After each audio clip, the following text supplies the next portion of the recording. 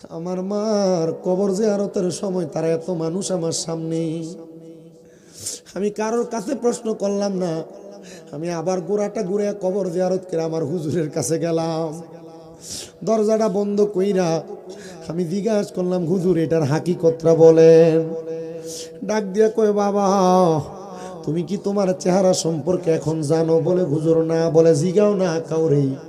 সবাই কয় এত নুরানি চেহারা, তুমি তোমার মার জানাজার নামাজ পড়াইতে এই সুরত লই আইছিলা? ফলাকে আমি তো জানাজাই পড়াইছি না। জানাজা পড়াইছে কে? ওস্তাদে। এই সুরত তাইলে কই? সবাই কয় মার জানাজাটা তো ওই শুরুতে পড়ে গেছিলা। সন্তান কয় না না আমি আসি নাই। হুজুর কয়, বাবা রে আমি আল্লাহ তাআলার কুদরতি হালত ধারণ কইরা তোমার সুরতে তোমার আম্মার জানাজা পড়াইছি। হুজুর তাইলে আপনি আমারে 3 বছর একটা হাদিস শরীফ পড়াইছিলেন। হুজুর একটা হাদিস শরীফ পড়াইছিলেন, কোন সন্তান যদি তার মা বাবার জানাজা পড়ায়, 2 দিকে সালাম ফিরানোর আগে আল্লাহ মা বাপের কবর রাজাত মাফ করে দেয়। আপনারা যারা ফুত মাদ্রাসায় পড়ে, নাতিনাতকুর মাদ্রাসায় পড়ে, কোফালটা বড় ভালো, তারা আপনাদের জানাজা পড়াবে, আর তাদের জানাজা শেষ হওয়ার আগে আল্লাহ আপনাদেরকে মাফ করে দিবেন। ফলাফান্ডিরে মাদ্রাসায় পড়ায়েন, জানাজার নামাজ পড়ানোর উপযুক্ত বানায়েন। রাত্রে 1টা-1:30টার দিকে এই ওয়াজ চলে না, রাত্র 2টায়। তবু আপনারা যে মহিদপুরের মানুষ, মহিদপুর দক্ষিণ পাড়ার মানুষ এত কষ্ট করে বসে আছেন, আল্লাহর দরবার থেকে জাযাকুমুল্লাহ খায়রান কামনা করি। আল্লাহ আপনাদেরকে জাযা দান করুক। আমি আরো দোয়া করব আপনাদের জন্য, যদি আপনারা আপনাদের সন্তানদেরকে মাদ্রাসায় পড়ান, জানাজার নামাজ পড়ানোর উপযুক্ত বানান, আল্লাহ কবুল করেন, পড়েন আমিন। হুজুর আমার মা জানাজা আপনি যে আমার শুরুতে পড়াইছেন, তো আমি তো পড়াইতে পারি নাই, আল্লাহ আমার মা বাপরে জান্নাত দিছেন নি, এটা কোন? এরপরে দরজা খোলেন, এর আগে দরজা খোলা বন্ধ। মারহাবা কয় না তো? আচ্ছা, আল্লাহর ওলিরা চাইলে মুরাকাবা মুশাহাদার মাধ্যমে মৃত মা বাবার কবরের হালত দেখাইতে পারে কিনা? হুজুরকে ফেসে ফেলাইছ রে। ঠিক আছে, তবে আমি একটা আমলের কথা কই। ওয়ামিনাল লাইলি ফাতাহাজ্জাত বিহি নাফিলাতাল লাকা আসা আইয়াবা আসাকা রাব্বুকা মাকামা মাহমুদ। যে আয়াত আল্লাহ নবীর জন্য নাজিল করছে, নবী উম্মতের জন্য আয়াতটারে খাস করাইছে।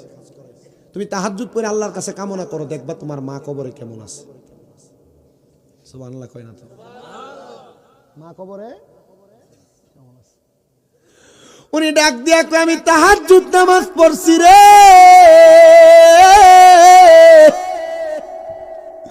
আমি নামাজ পড়া চক্ষু বন্ধ কইরা আমার মৃত মা, আমার মৃত আব্বার জন্য আল্লাহর কাছে কান্দা কান্দা দোয়া করতে করতে আমি নামাজের মুসল্লাটার মধ্যে বেহুশ হইয়া পড়ে গেছি। এমন টাইমে আমি দেখছি একজন পুরুষ আর একজন মহিলা সুন্দর একটা খাবারের থালা নিয়া তারা খাবারগুলা আহার করতেছে। আমি তাকে দেখলাম, এর মধ্যে আমার মারে দেখা যায়। আমি তাকে দেখলাম, এর মধ্যে আমার আব্বারে দেখা যায়। আমি জিগাইলাম, ও মা, ও আব্বা, আপনারা দিয়ে এত সুন্দর সুন্দর খানা খাইতেছেন, আমার আল্লাহ আপনাদেরকে মাফ করছিনি? মা বাপ আমারে ওই কানতে কানতে বেহুশ অবস্থায় আমার মাথার মধ্যে হাতটা বলে ডাক দিয়া কয়, আব্বা, আমার আল্লাহ আমরা মা বাপরে মাফ করে দিছি। আর কেন মাফ করতো না? তোমার মতো একটা সন্তান আলেমী দিন হয়ে গেছে, আর আমরা মা বাবার জন্য দোয়া করছে, আমার আল্লাহ তো এমনি এমনি মা বাপরে মাফ করে দিছে। মহিদপুরের যুবক, মহিদপুরের মুরব্বী, মহিদপুরের আমার পর্দার অন্তরালের মা বোনেরা, তোমরা কারা এমন মা বাপ মাটি দিয়ে আজকের মাহফিলে বসছো? বড় মায়া মায়া মা বাপ বড় কষ্ট করে তোমরারে মানুষ করছে, মা বাপ বড় কষ্ট করে খাওয়াইছে, মা বাপ বড় কষ্ট করে তোমরারে পড়াইছে। মা সকালবেলা পান্তা ভাত গুলা খাইছে না, মা রাইখা দিতে আমার ফুতে রোজি দিয়ে আইলে পানি ভাতরা খাইলে আমার সন্তানের কলিজাটা ঠান্ডা হইব। আরে এখন 2-3 বেলা না খেয়া থাকি, কেউ একবার খবর লয় না। আগে এক বেলা না খাইলে মা বারবার ডাক দিয়া কইতো, পুত্রে ভাত দি খাইছস না, পেটটা দি পিঠের লগে লাইগা রইছে। আরে এখন না খেয়া থাকলে কেউ একবার জিগায় না, জিগাইব কে? মা কবরে। ও সন্তান, অনেকেই বসছো তোমরা আব্বা রোদের মধ্যে পুইরা রক্তরে পানি কইরা তোমরারে মানুষের মতো মানুষ করছে। আব্বা নতুন কোনো জামা কাপড় পরছে না, তুমি সন্তানরে নতুন জামা কাপড় কিনা কিনা পরাইছে। এখন তোমার কাছে টাকার অভাব নাই, আব্বা দুনিয়াতে নাই, আব্বার একটা 500 টাকা দিয়ে কিনা লুঙ্গি পরাইতে পারো না, পরাইবা কেমনে? আব্বা কবরে। এ সন্তান, মহিতপুরের কত পোলাপান বিদেশ বৈশা রইছে, আব্বা নাই। আজকে ওয়াজের দিনে আব্বার হাতে 100 টাকা হাত খরচ করবার লেগে দিতে পারে নাই। হে সন্তান, আব্বা যে কবরে, ওই আব্বার জন্য কি তোমার মায়া লাগে না? আব্বা কতদিন হয়েছে মইরা গেছে, একবারও তো আব্বার খবর নিতে পারো না। আব্বা প্রবাসে থাকলে, বিদেশে থাকলে ফোন করে করে আব্বার সঙ্গে কথা বলতা। এখন আব্বারে এমন ঘরে শোয়া দিয়ে আইছ, আব্বার সঙ্গে একবার কথাও বলতে পারো না। আব্বা কি খাইছে জানো না, আব্বা কি পড়ছে জানো না। ও বরুরা মহিতপুরের বাবা, ওই আব্বা জান কবরে কেমন আছে তুমি জানো না। বাবা তুমি কেমন আছো ছোট মাটির ঘরে, তোমার কথা হৃদয় মাঝে পড়ছে বারে বারে। ভালোবাসি তোমায় বাবা, বুকটা যে যাই ছিঁড়ে, তোমার কথা হৃদয় মাঝে পড়ছে বারে বারে। বাবা গো, ও বাবা, বাবা গো বাবা। কত প্রবাসীরা বাপ হারায়া মা হারায়া প্রবাসী কান্দে। আমি গত বছর উমরা করতে গেছিলাম, নারে তাকবীর, নারে রিসালাত। আল্লাহরে ভয় কইরা আমরা সেই জান্নাতে যাইতে চাই কি চাই না? ইনশাআল্লাহ। রাদিয়াল্লাহু আনহুম ওয়া রাদওয়ান। এখান থেকে ওয়াজ আমার সাবজেক্ট। আল্লাহরে খুশি করছে যারা, আল্লাহ খুশি হইছে যাদের উপরে, এদেরকেই ওই জান্নাতুল আদন দেওয়া হবে। আমি হাদিসে মুবারাকার সমিশ্রণে যাচাই করে দেখলাম, নবী আমার শিখায় রাদার রাব্বি ফি রিদাল ওয়ালিদাইন, মা বাবার সন্তুষ্টিতে আমার আল্লাহ রাজি হয়, খুশি হয়, সন্তুষ্টি হয়, খুশি হয়। জোরে কইলেন না সুবহানাল্লাহ। সাখাতুর রাব্বি ফি সাখাতিল ওয়ালিদাইন, আম্মা আব্বার সন্তুষ্টিতে, আম্মা আব্বারে রাগান্বিত করলে, আম্মা আব্বারে অসন্তুষ্ট করলে আমার আল্লাহ অসন্তুষ্ট হয়। নামাজ পড়বা দাম নাই, রোজা রাখবা দাম নাই, হজ করবা দাম নাই, যাকাত দিবা দাম নাই, ইবাদত করবা, দান সদকা করবা, কোনো দাম নাই। মা বাবা নারাজ, আমার আল্লাহ নারাজ। মা বাবা খুশি, আল্লাহ খুশি। আরে পৃথিবীতে মায়ের মতো আপন কেউ হবে না, বলো পৃথিবীতে মায়ের মতো আপন কেউ হবে না। তোমরা কোনো দিনও মায়েরই মনেতে কষ্ট দিও না, তোমরা মায়েরই কষ্ট। জবানটা ছাইরা দেন না, একটু মোহাব্বতে পড়েন না। পৃথিবীতে মায়ের মতো আপন কেউ হবে না, বলো পৃথিবীতে আপন কেউ হবে না। তোমরা কোনো দিনও মায়েরই মনেতে কষ্ট দিও না, তোমরা কোনো দিনও মায়েরই মনেতে কষ্ট দিও না। কত পাপী আছে যে মাকে কষ্ট দেয়, মায়ের মনে কষ্ট দিয়ে অভিশাপ নেয়। হায়রে মায়ের মনে কষ্ট দিলে কষ্ট পায় রাব্বানা, বলেন বাবার মনে কষ্ট দিলে কষ্ট পায় রাব্বানা। তোমরা কোনো দিনও মায়েরই মনেতে কষ্ট দিও না, তোমরা কোনো দিনও মায়েরই মনেতে কষ্ট দিও না। মুসলমান শোনো, অন্তরের কানটা লাগে শুনো। ছোট্ট একটা কারগুজারি শোনাই, যেটা শোনাইলে আর কোনো দিন মা বাবার মনে কষ্ট দিতে মন চাইতো না। আর যদি কেউ মা বাবার মনে কষ্ট দিয়া থাকো, মা বাপরে ধমক দিয়া থাকো, দুই তিন ভাইয়ের বউয়ের সাথে ঝগড়া করে মা বাপরে জুদা করে দিয়া থাকো, দেও তোমার পাও আমার সামনে দাও, আমি আমার জিব্বাটা দিয়া তোমার পাওটা পরিষ্কার করে দিতে রাজি আছি। কারণ কি জানো? কারণ মা বাবার মনে কষ্ট দিয়া শামিমরা জানা কুমিল্লা শহরের বড় আলেম দিয়া ওয়াজ শুনবা, এ ওয়াজ দিয়া কোনো লাভ হবে না। মা বাবার দমক দিয়া, মা বাবার সঙ্গে বদ আচরণ কইরা তুমি দুনিয়াতে ওয়াজ মাহফিল শুনবা, নামাজ পড়বে, নামাজ দিয়া আল্লাহর দরবারে কোনো লাভ হবে না। যে কারগুজারিটা শুনাইতে লাগছিলাম, হযরতে মূসা কাযিম রাহমাতুল্লাহ আলাইহি শাম দেশে বসবাস করতেন, বড় আলেম, দামেস্কে যার বাড়ি, শাম দেশে আগমন করেছিলেন। আগমন করার পর হযরত মূসা কাযিমের একটা অভ্যাস হলো, তিনি প্রত্যেকদিন ফজরের নামাজ আদায় করার পরে, ফজরের নামাজ আদায় কইরা হযরত মূসা কাযিম রাহমাতুল্লাহ আলাইহি উনি বসে থাকতেন, অপেক্ষা করতেন সূর্য উদয় হওয়ার জন্য।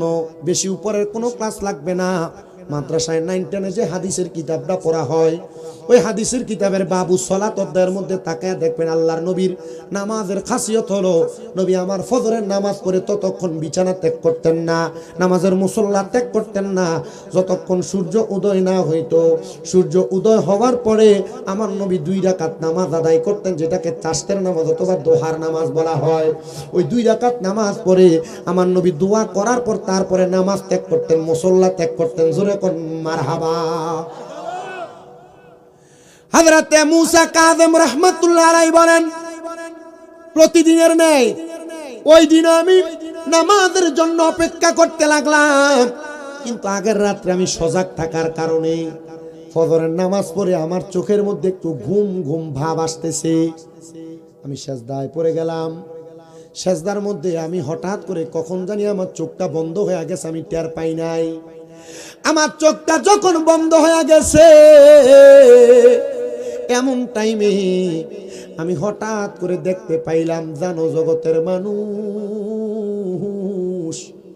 আমি দেখতে পাইলাম একজন আল্লাহর বান্দা হাউমাউ করে করে তার কবরে শুয়া শুয়া কান্নাকাটি করতেছে। আমি জিজ্ঞাসা করলাম, ও আল্লাহর বান্দা, কেন হাউমাউ করে করে কবরে এভাবে কান্না করো? বলে, আমি কান্না করি অন্য কোনো কারণে না, আমি স্বামী হিসেবে ব্যর্থ, বাবা হিসেবেও ব্যর্থ। কি বলেন? স্বামী হিসেবেও ব্যর্থ, বাবা হিসেবেও ব্যর্থ। হ্যাঁ, আপনারা যারা মুরব্বীরা আছেন, যুবকেরা আছেন, আপনারা যারা সন্তান জন্ম দিচ্ছেন, আপনারা যারা আপনাদের স্ত্রীদেরকে এখনো পর্দা করাইতে পারেন নাই, নামাজি বানাইতে পারেন নাই, রোজাদার বানাইতে পারেন নাই, আল্লাহর কসম আপনি স্বামী হিসেবে ব্যর্থ। 2 নাম্বার, আপনারা যারা সন্তান জন্ম দিচ্ছেন, সন্তানকে নামাজি বানাইতে পারেন নাই, কোরআন সুন্নাহওয়ালা বানাইতে পারেন নাই, আপনারা বাবা হিসেবে ব্যর্থ।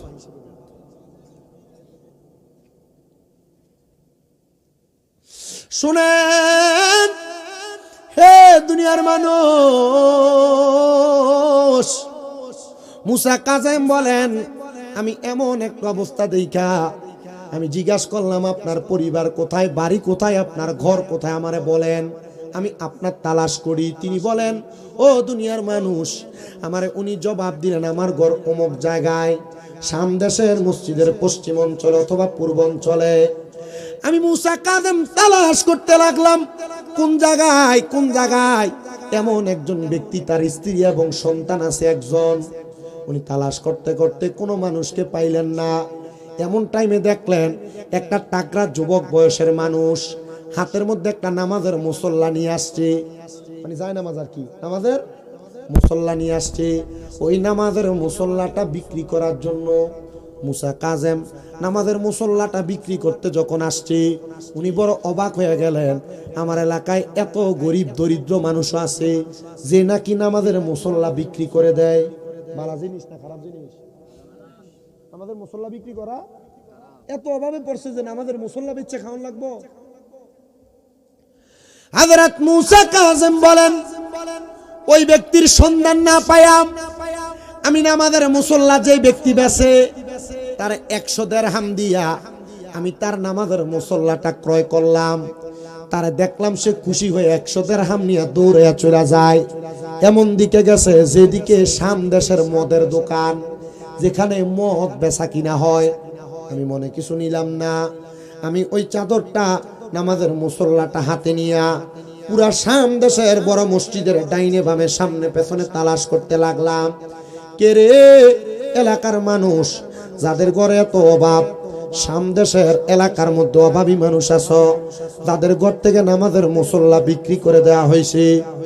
এমন টাইমে আল্লাহর একজন আবেদা মহিলা, তিনি নামাজি মুত্তাকি ফরেজগার, তিনি ওনার ঘরের মধ্যে প্রবেশ করে দেখে ওনার ঘরের মধ্যে নামাজের মুসল্লা নাই নামাজ পড়ার জন্য। উনি চোখের পানি ফালায় ফালায় ঘরের দরজার মধ্যে বৈশা বৈশা কান্দে। হযরত মুসা কাজেম রাহমাতুল্লাহ আলাইহি বলে, আমি ওই মহিলার কাছে বললাম, মা আপনি কি সেই পরিবার যে পরিবার থেকে নামাজের মুসল্লাটা বিক্রি করে দেওয়া লাগছে শুধু একমাত্র আহার জোগাড় দেওয়ার জন্য? তিনি বলেন, হ্যাঁ হ্যাঁ আমি সে মহিলা। আপনি এই চাদরটা কই পাইলেন, নামাজের মুসল্লাটা কই পাইলেন? তিনি বলেন, একজন সুন্দর যুবকের কাছ থেকে নিছি ক্রয় কইরা। মহিলাটা কান্না করে আর ডাক দিয়া কয়, ও শাম দেশের আলেম, দামেস্ক থেকে আগন্ত মেহমান, এই নামাজের মুসল্লাটা আমার স্বামী আমার বিবাহের সময় মোহরানা দিছিল, একটা কোরআন শরীফ আমারে মোহরানা দিছিল। হুজুর আমার গর্ভ থেকে এমন একটা নালতের সন্তান জন্ম নিছে, এমন একটা অপয়া সন্তান জন্ম নিছে যে সন্তানটা আমার ঘরের কোনো কিছু বাদ রাখে নাই, সব বেইসা দিছে শুধু একমাত্র নেশা করার জন্য। হুজুর গোসল কইরা জোহরের নামাজ আদায় করার জন্য ঢুইকা দেখি আমার নামাজ পড়ার যে মুসল্লাটা, ওই মুসল্লাটা আমার কাছে নাই, মুসল্লাটাও মনে হয় আমার ফুতে নিয়ে গেছে। চিন্তা করছেন নিরে কেমন নেশাখোর, মায়ের নামাজের মুসল্লা বেচা নেশার টেহা যোগায়। বড়ুরা এলাকায় এমন অনেক নেশাখোর আছে যারা নেশার টাকার জন্য পাগল পাড়া হইয়া এলাকার কল দিয়েও সুন্দর মতো থায় না, চুরি করে লইয়া জাগা। কই না গান না একটু কইতাম আছে তো আমার কাছে ওয়াজ। কয়টা বাজে? উমা 1:30 বেজে গেছে না। আমার কালকে মাহফিল হইল হবিগঞ্জ, যাওন লাগতো না? কেমনে? তুমি তো ঘুমাইবা, আমি তো মাহফিলে যাওয়া লাগবো। কালকে হবিগঞ্জ, এরপরের দিন শায়েস্তাগঞ্জ, এরপরের দিন পাবনা, এরপরের দিন সিরাজগঞ্জ, এরপরের দিন বগুড়া। কালকে বাড়িলে 5 দিন কইছিলাম না স্যার আপনারে? আমি 1 সপ্তাহ না 2 সপ্তাহ আগে হুজুর স্যারে কইছি আনলে কইছিলাম এই মাহফিলে আইলে এলাকার ফলাফেন্টে কইয়া ইয়া মুরকা টুরকা ফুইরা রাখতো, মাছটা ফুইরা খাইলাম হইলে। আর খামু কোন সময়, এইটা আমার কপালে নাই। 1:30 বাজে আর 30টা মিনিট সময়, 2টা। রাজি? হ্যাঁ কয় না, নাও কয় না, না কইলে না কোন উঠতে থাকবে। আমরা তখন কই আছিলেন? এই 4 ভাগের 1 ভাগ মানুষ শুধু আসিলেন না। মাশাল তবরুক, তোমার কইছে মাথাটা তাবারুক। রাতে 2টার দিকে মানুষ তাবারুক লে বই থাকে, 1 কোটলা বিরিয়ানি ঘরে ধরেন দেখাউন যা। এটা কয় ওইটা হাজীগঞ্জের মানুষ না, ডিতে মাথা আমলিক নাম করে। আপনারা রাগ করছেন কোন? শেখ হাসিনা গেছে, এলাকার তৃণমূলের আমলিক নেতা কি গেছেন, সবই আছে। এটা মাহফিলে বইয়া রয়েছেন, আমি জানি কিচ্ছুই তো না। ওয়াজ শোনেন, হেদায়েত হন। মনে কষ্ট নিছেন? জানি সব আছে, কিতা করবেন। মাহফিলের ভিতরে আমলিক, বিএনপি, জামাত, জাসদ, বাসদ, মোমবাতি, সে আর একতারা সবই আছে। মারহাবা, সবই মিল্লা দিল্লা থাও, চুরি না করলে হইলো ভালো। কইছি তো চুরির কথা, এটার একটু বেশি করে কইতে, মানে তলেরটা যে এটাও কয় মারহাবা কন, কি লেগিয়া ওয়াজ আর চলবো, জোরে কন মারহাবা। মহিলা ডাক দিয়া কয় খুঁজ, ও না নেশাখোর, এরা লাগে কি কলডি জায়গা, এমন নেশাখোর আছে না নাই? মার কানের স্বর্ণের জিনিস, ঘরের থেকে মোবাইল সব যা থাকে সব চুরি করে আনে, আসেনি? প্রাইমারি স্কুলের কল বলে লয়ে দেখিছি। ও গত পরশু দিন শহর বাড়ির যে মসজিদ, ফানুয়া মসজিদ, এই মসজিদের এসির যে বাহিরের যে ইয়াডি গেছে, আর মসজিদও ছাড়ে না। আমার এক জেডা মসজিদের হদ্দার, এলাকার সর্দার আর কি।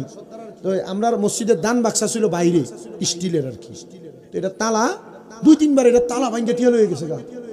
আমি একদিন ফজরের সময় যাওয়ানোর সময় দিই তালা ভাঙ্গে, তালাটা তো ভাঙ্গা যায়, আমি কি তো ওনা করেন কা, ওই কইস না কি বাবা বলে খা, এ খাইয়া এই মসজিদের তালাটা ভাঙ্গে সব চুরি করে লয়ে গেছে। আসেনি এমন বাবা খুর? আমার ওয়াজের আজকে তাইল কিন্তু ডাইনে বামে যাইতেছে, কিন্তু মূল জায়গাতে আসেনি, ডাইনে বামে যাইতেছি, কারণ এই ডিরেক্ট হোস্ট লয়ে দেওয়ার দরকার আছে। তো পরে দেখলাম যে এবার ওই মসজিদের ভিতর দিয়া একটা বাক্সর মতো করে একটা জায়গা রাখছে, ইন্ডিয়া জন টেহা ফালান যা। আচ্ছা, যে জায়গার ভিতরে নেশাখোরের কাছে মসজিদ নিরাপদ নাই, মারকানের স্বর্ণ নিরাপদ নাই, এলাকার মানুষের কল, স্কুলের কলটি নিরাপদ নাই। আচ্ছা কোন তো এমন নেশাকুট্টি যদি এলাকায় নেতা হয়, এলাকাটা কি নিরাপদ থাকবো? ওরা বৌস লইয়া ভাগবো বেড়াই।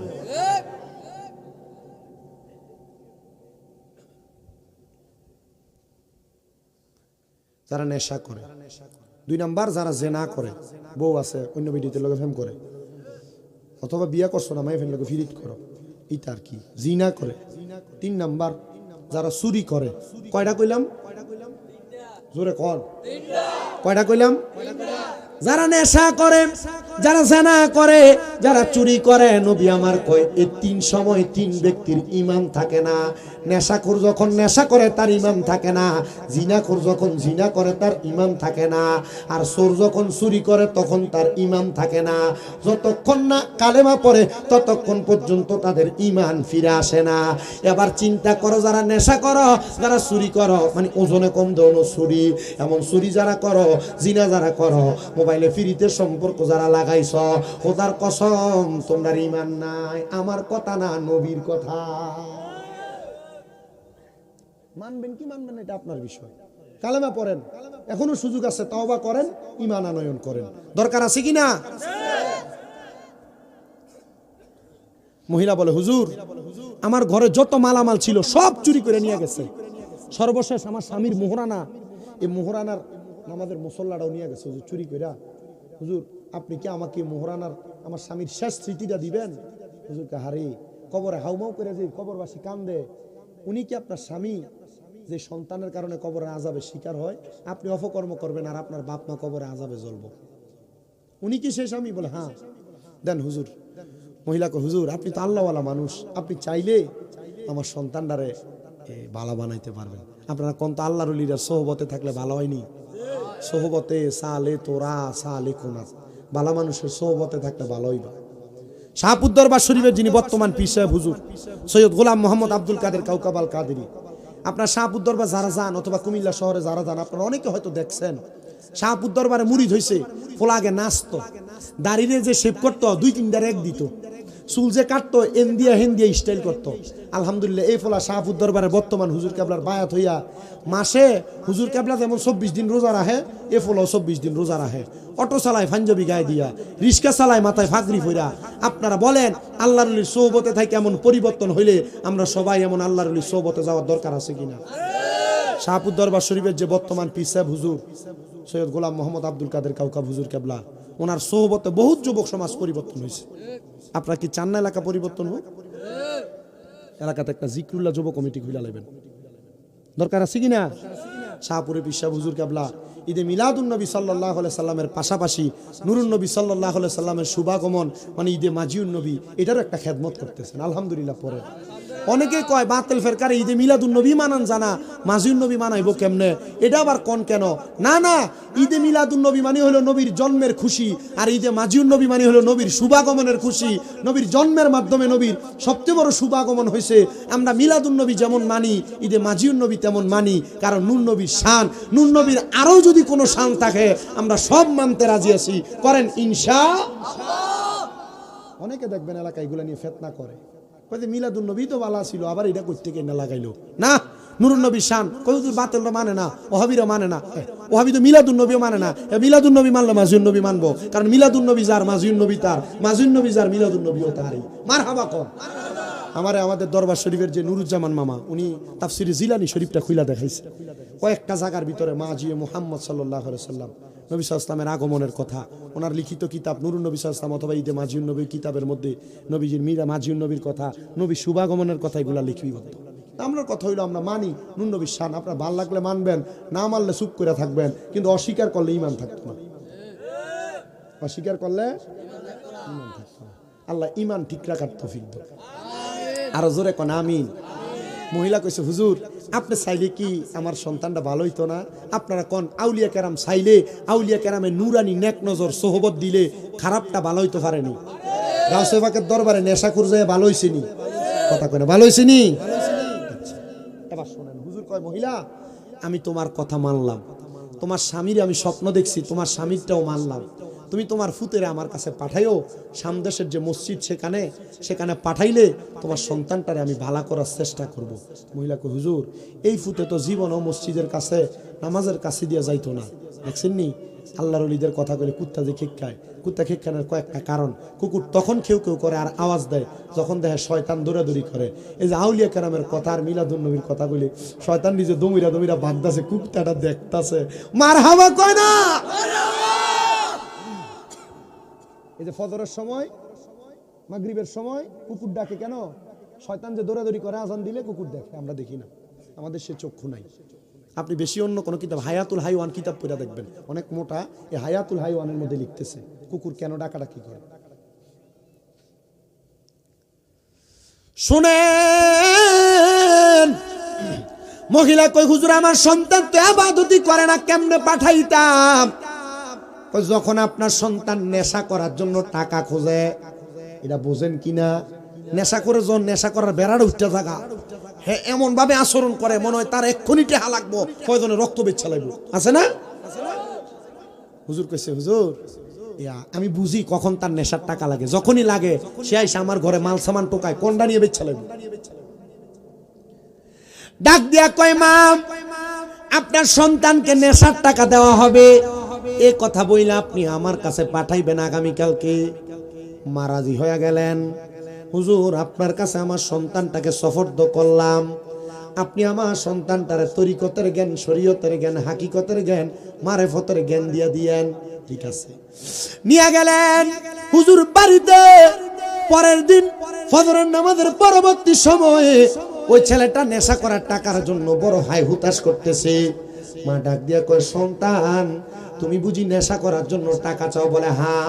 ও মা আপনি কেন বুঝলেন? বলে হ্যাঁ বাবা আমি বুঝতে পারছি, তবে বাবা আমি তোমারে নেশা করার জন্য টাকা দিতে পারবো না, তবে তোমারে আমি একটা টাকা যেখানে পাইবা সে সন্ধান দিতে পারবো। মা কোন জায়গায়? বলে গতকালকে যার কাছে নামাজের মুসল্লাটা বেচছিলা তুমি কম টাকা আনছো, ওনার কাছে যায় আবার টাকা চাও, উনি তোমার টাকা দিব।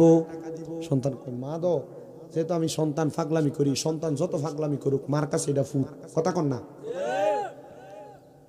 মার কথাটা শুনছে, দৌড়ে গেলেন সামদেশের মসজিদের ইমাম সাহেব মানুষ, হুজুর আপনি নাকি বলছেন আমার টাকা কম হয়ে গেছে, আপনি আরো দিবেন। হুজুর দেন টাকা। বলে বাবা তোমার যে টাকা দিব তুমি অপবিত্র, আমি জানি তুমি নেশা করো, নেশাখোররা সবসময় অপবিত্র, নেশাখোররা সবসময় অপবিত্র। রহমাতুল্লিল আলামিন নবী বলে নেশাখোরের সাথে একই টেবিলে বসে খানা খাইবা না, নেশাখোরের সাথে একই টেবিলে বসবা না, নেশাখোরের সাথে চলবা না, সন্ত্রাস যারা করে তাদের সাথে চলবা না, বসবা না, খাইবা না। নবী কেন? বলে সন্ত্রাস এবং নেশাখোর যারা তারা আমার দলভুক্ত না, নবীর দলভুক্ত না মানে মুসলমানও না। যারা নেশা করে এবং সন্ত্রাস, আর আমরা এলাকার জোয়ান ফোলাফাই নিয়ে হুন্ডাটা কিনা এলাকার গান জুট্টি ফান জুট্টি জেডিয়া সেডির লগে ভাইয়ের বন্ধু, হ্যারে যদি একটা শটকনা মারে 10-15 হুন্ডাই জেডিয়া ইয়ে চেহারার দিকে সাউন্ড জানা, বাবা খাইয়া শক্তি আপনি ভিতরের দিকে দেয়া চেহারাটা এর পক্ষে 10টা কথা কইতে হয় হুন্ডা লইয়া, সব দিন নেশাখোর আসেনি এমন, তারে মারলে 10-15টা হুন্ডা লইয়া জেডিয়া ইয়ে অন্য এলাকার, এই তুই কই তেলি তার লগে আমরা কাজ যা, তুই আইস করতে তোর এলাকায় কই, এই তে আমরার বন্ধু, এটার নাম দিছে কিশোর গ্যাং, আসেনি? সাবধান, সতর্ক এদের থেকে, নিজের সন্তানকে বাঁচায় রাখবেন। বন্ধু বান্ধব হবে ভালো মানুষ, উল্টা পাল্টা লোকরে বন্ধু বানাইবো এ ফলা বাদ হয়ে যাবো, আসেনি? শোনেন এবার, হুজুর কয় বাবা তুমি অপবিত্র, তোমাকে আমি আমার এই অর্থ দিতে পারবো না, আমার অর্থ পবিত্র। সামদেশের বড় মসজিদের সামনে সুন্দর একটা কূপ, যাও ওই কূপের ভিতরে গোসল করো, তাইলে তুমি টাকা পাইবা।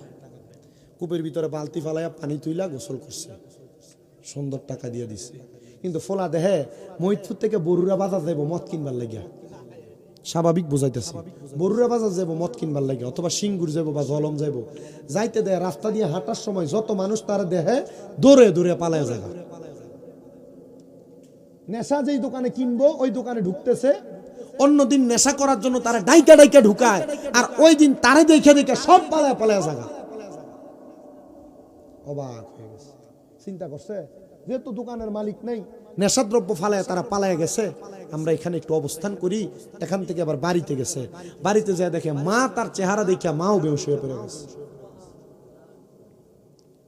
মুখটা লুকাইয়া তার এক দোস্তের সামনে যে আঞ্জা করে, দোস্ত আমার এই অবস্থা, মানুষ আমার দেখলে পলায়ন করে, আমার নিজের মা বেহুশ হয়ে পড়ে গেছে, এমন অবস্থা কেন একটু বলেন। দোস্ত জবাব, চেহারার দিকে চায়া 3বার বেহুশ হয়েছে। চতুর্থবারের সময় জবাব দেয়, ভাই তুই কে? বলে আমি অমুকের সন্তান, আমি নেশা করতাম, তুই আমার চিনস? মানুষ কি এজন্য আমার ঘৃণা করে? কয় না, তোর চেহারা তো বিকট, একবারে নিগ্রু কালো হয়ে গেছে, তোর দেখলেই মানুষ ভয় পায়, আমি 3বার বেহুশ হইলাম, তোর চেহারা কেন এমন হলো?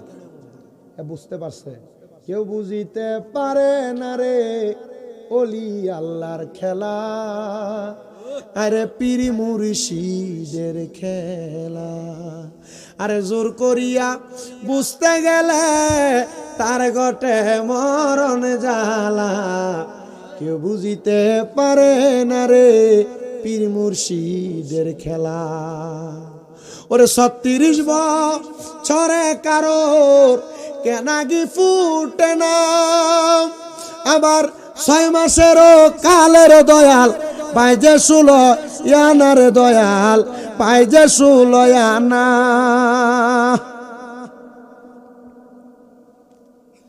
দয়াল জোর করিয়া বুঝতে গেলে তার গটে মরণ জ্বালা, কেউ বুঝিতে পারে না রে ওলি আল্লাহর খেলা, আরে পীর মুর্শিদের খেলা।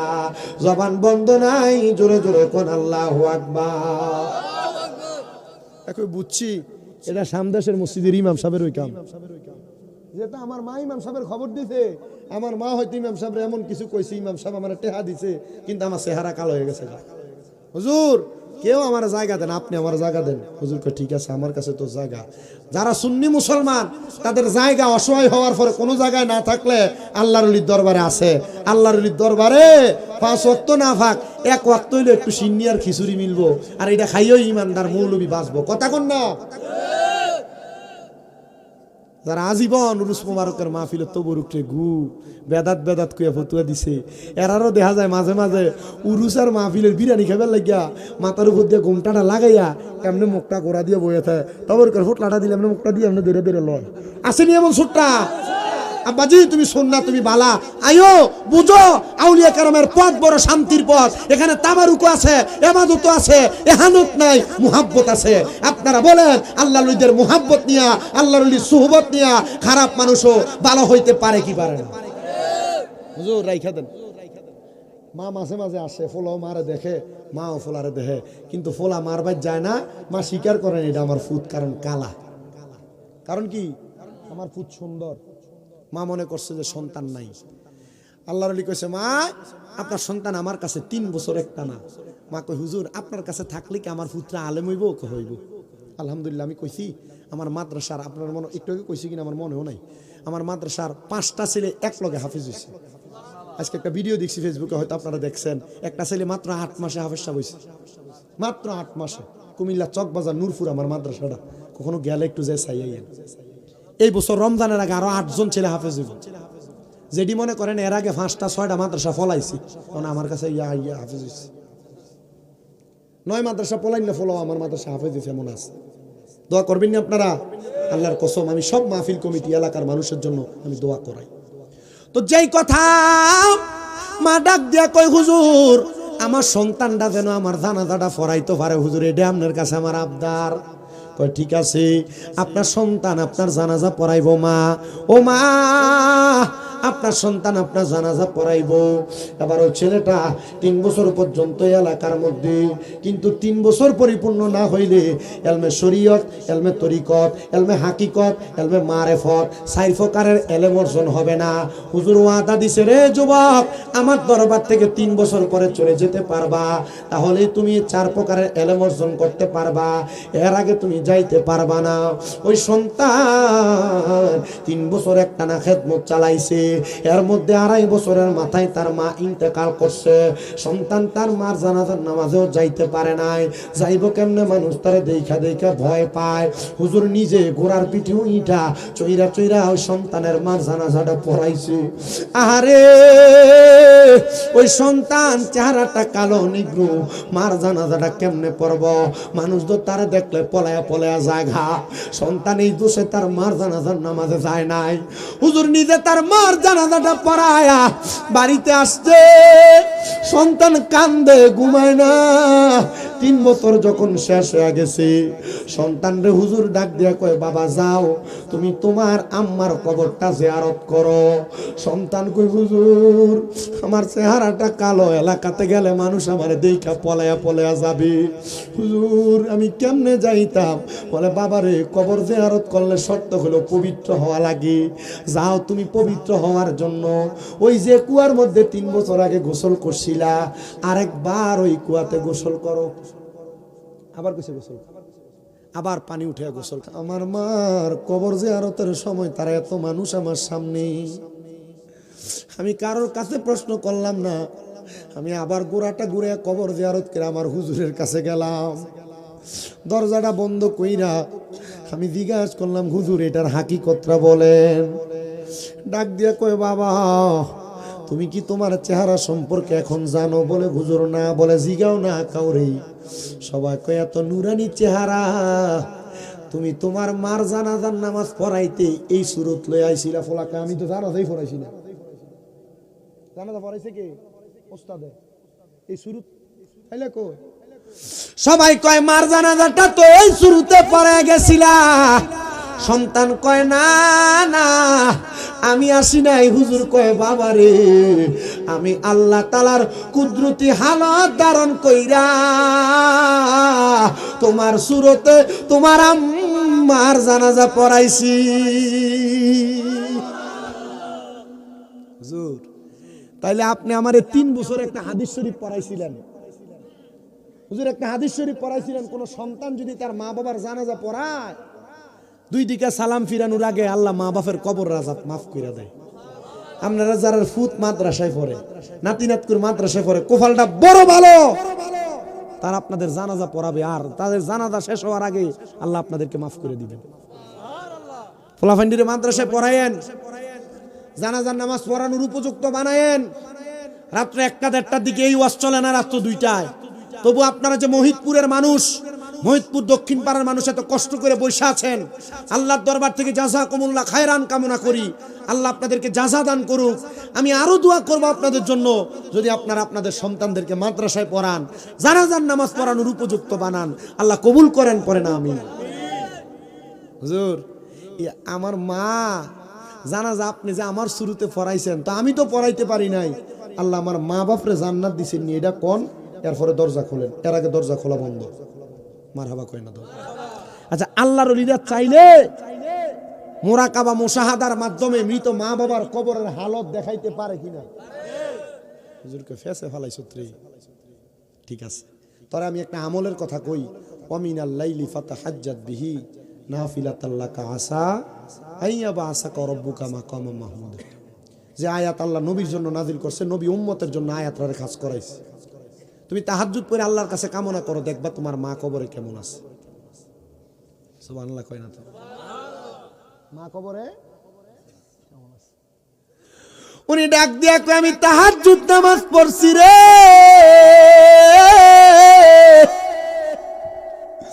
আমি নামাজ পড়া চক্ষু বন্ধ কইরা আমার মৃত মা, আমার মৃত আব্বার জন্য আল্লাহর কাছে কান্দা কান্দা দোয়া করতে করতে আমি নামাজের মুসল্লাটার মধ্যে বেহুশ হয়ে পড়ে গেছি। এমন টাইমে আমি দেখছি একজন পুরুষ আর একজন মহিলা সুন্দর একটা খাবারের থালা নিয়া তারা খাবারগুলা আহার করতেছে। আমি তাকে দেখলাম, এর মধ্যে আমার মারে দেখা যায়, আমি তাকে দেখলাম, এর মধ্যে আমার আব্বারে দেখা যায়। আমি জিগাইলাম, ও মা, ও আব্বা, আপনারা দিয়ে তো সুন্দর সুন্দর খানা খাইতেছেন, আমার আল্লাহ আপনাদেরকে মাফ করছিনি? মা বাপ আমারে ওই কানতে কানতে বেহুশ অবস্থায় আমার মাথার মধ্যে হাতটা বলে ডাক দিয়া কয়, আব্বা, আমার আল্লাহ আমরা মা বাপরে মাফ করে দিছে। আর কেন মাফ করতো না? তোমার মতো একটা সন্তান আলেমী দিন হয়ে গেছে, আর আমরা মা বাবার জন্য দোয়া করছে, আমার আল্লাহ তো এমনি এমনি মা বাপরে মাফ করে দিছে। এ মহিতপুরের যুবক, মহিতপুরের মুরব্বী, মহিতপুরের আমার পর্দার অন্তরালের মা বোনেরা, তোমরা কারা এমন মা বাপ মাটি দিয়ে আজকের মাহফিলে বসছো? বড় মায়া মায়া, মা বাপ বড় কষ্ট করে তোমরা মানুষ করছে, মা বাপ বড় কষ্ট করে খাওয়াইছে, মা বাপ বড় কষ্ট করে তোমরা পড়াইছে। মা সকালবেলা পান্তা ভাত গুলা খাইছে না, মা রাইখা দিতে আমার ফুতে রোজি দিয়ে আইলে পানি ভাতটা খাইলে আমার সন্তানের কলিজাটা ঠান্ডা হইব। আরে এখন 2-3 বেলা না খেয়া থাকি, কেউ একবার খবর লয় না। আগে এক বেলা না খাইলে মা বারবার ডাক দিয়া কইতো, পুত্রে ভাত দি খাইছস না? পেটটা দি পিঠের লগে লাইগা রইছে। আরে এখন না খেয়া থাকলে কেউ একবার জিগায় না, জিগাইব কে মা কবরে? ও সন্তান, অনেকেই বসছো, তোমরা আব্বা রোদের মধ্যে পুইরা রক্তরে পানি কইরা তোমরা মানুষের মতো মানুষ করছে। আব্বা নতুন কোনো জামা কাপড় পরছে না, তুমি সন্তানরে নতুন জামা কাপড় কিনা কিনা পরাইছে। এখন তোমার কাছে টাকার অভাব নাই, আব্বা দুনিয়াতে নাই, আব্বার একটা 500 টাকা দিয়ে কিনা লুঙ্গি পরাইতে পারো না, পরাইবা কেমনে আব্বা কবরে? এ সন্তান, মহিতপুরের কত পোলাপান বিদেশ বৈশা রইছে, আব্বা নাই। আজকে ওয়াদের দিনে আব্বার হাতে 100 টাকা হাত খরচ করবার লেগে দিতে পারে নাই। হে সন্তান, আব্বা যে কবরে, ওই আব্বার জন্য কি তোমার মায়া লাগে না?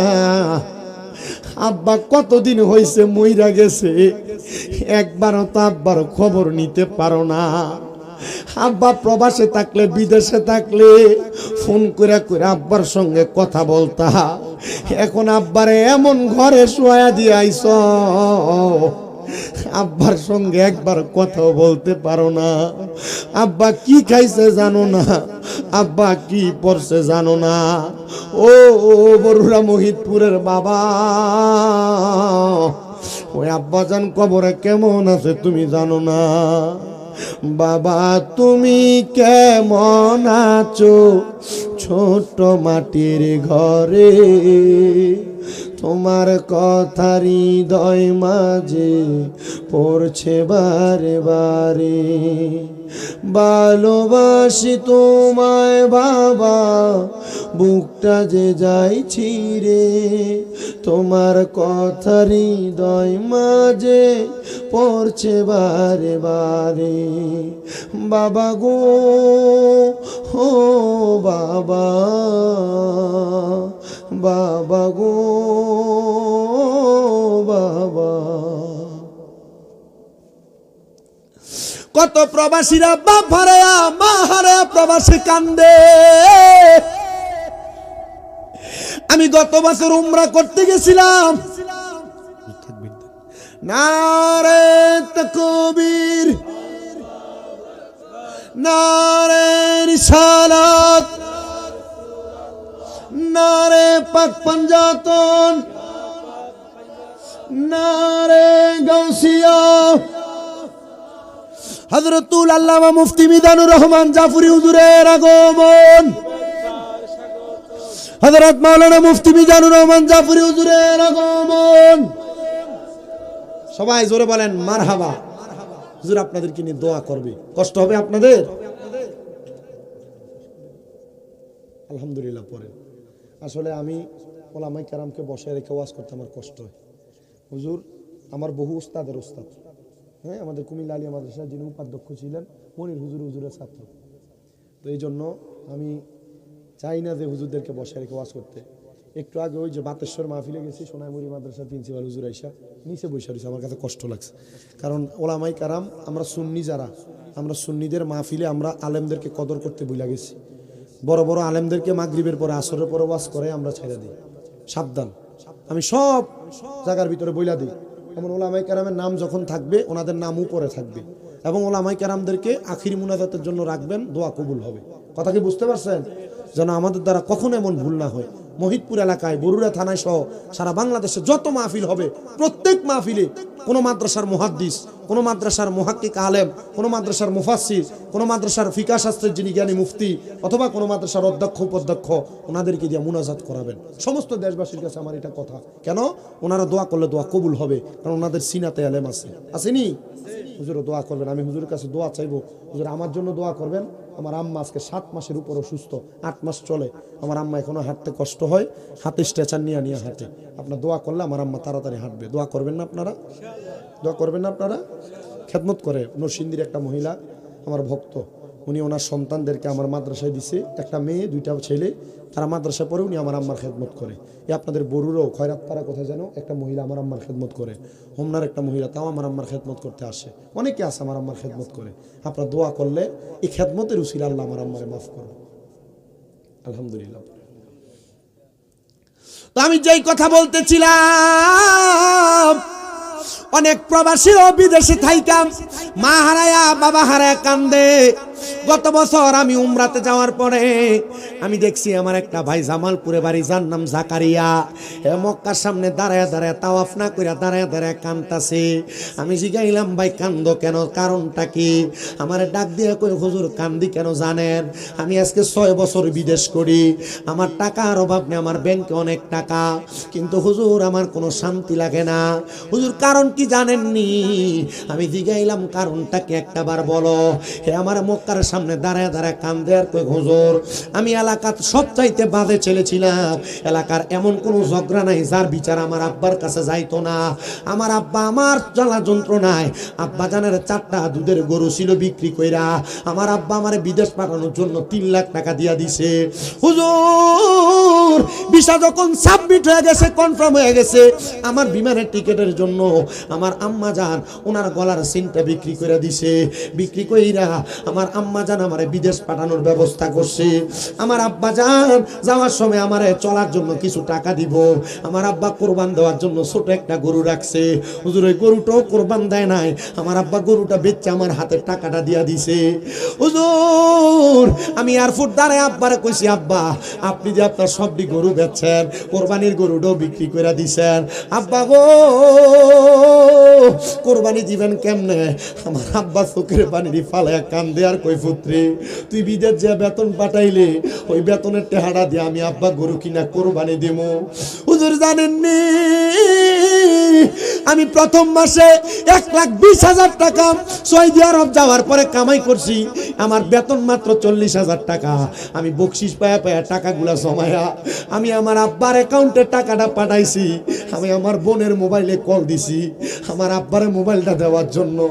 আমার বোন কোনো কথা কয় না, আমার বোন চিক্কুর দিয়া ডাক দিয়া কয়, বাইরে আব্বারে টাকা দিবার লাগিয়া তুমি খবর কইতা ফোন দিছ, আব্বা দুনিয়াতে নাই। হুজুর আমার আম্মা আমারে কইছিল আমি যদি কোনো সময় কামাই রুজি করি আমার মারে আমি মক্কা মদিনায় না হজ করাইতাম। হুজুর আমি প্রতি মাসে 2 বার মক্কা মদিনা আসি। হুজুর আমি মক্কা মদিনা আসলে আমি হজ করতে করতে আমার চোখের পানি বায়া বায়া পড়ে। আমার ব্যাংকের টাকার অভাব নাই, আমার মা বাবার বড় অভাব। আমি আমার মা বাপরে হজ করাইতে পারি নাই। আমি আমার মা বাপরে কোরবানি দিতে টাকা দিছি, আমার আব্বা আম্মা আমার কোরবানির টাকা দিয়া কোরবান দিতে পারে নাই। হুজুর কোরবানির এদার 2 দিন আগে আমি টাকা পাঠাইছি আমার আম্মার টাকা কোরবান দেওয়ার জন্য। হুজুর ওই দিনও আমার আম্মা যান ওই টাকা রাখছে, পরের দিন আমার চাচার কাছে কোরবান দিতে টাকা দিব গরু কিনে আনার জন্য।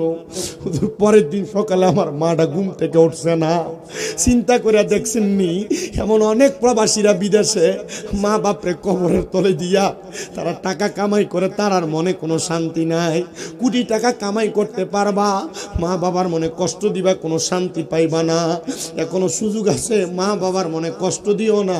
আম্মা আব্বার খেদমত করো, টাকা পয়সা মা বাবার কাছে দাও। ও সন্তান আমার আম্মা অসুস্থ হওয়ার পর আমি হিসাব করে দেখছি প্রায় 7.5 লাখ টাকার উপরে আমার খরচ।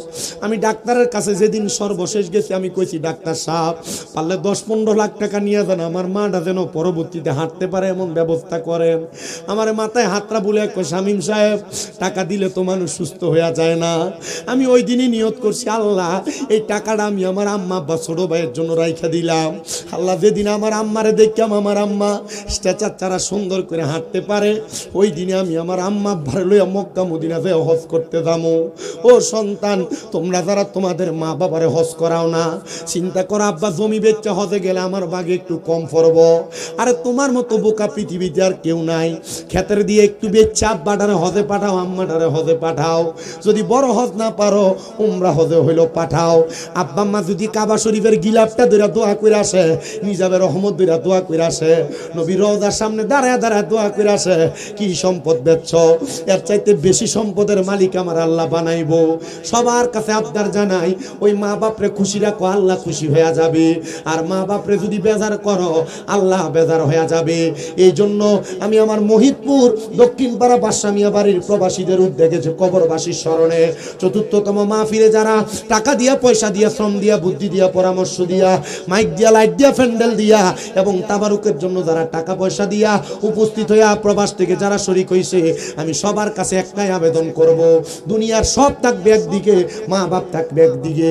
মা বাবারে কষ্ট দিয়া কোনো কাজ করা যাবে না, হজ করবা কাম হবে না, নামাজ পড়বা কাজ হবে না। এই জন্য তোমার হজ আর নামাজ, রোজা, ইবাদত সব তোমার মা বাবার কদমের কাছে।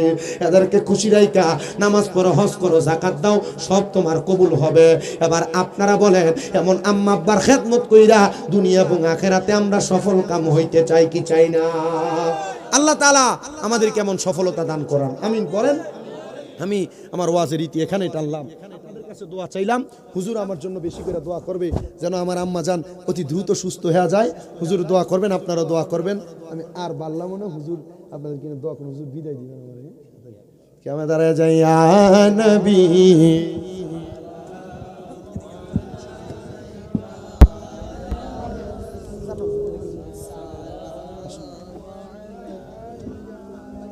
يا حبيب سلام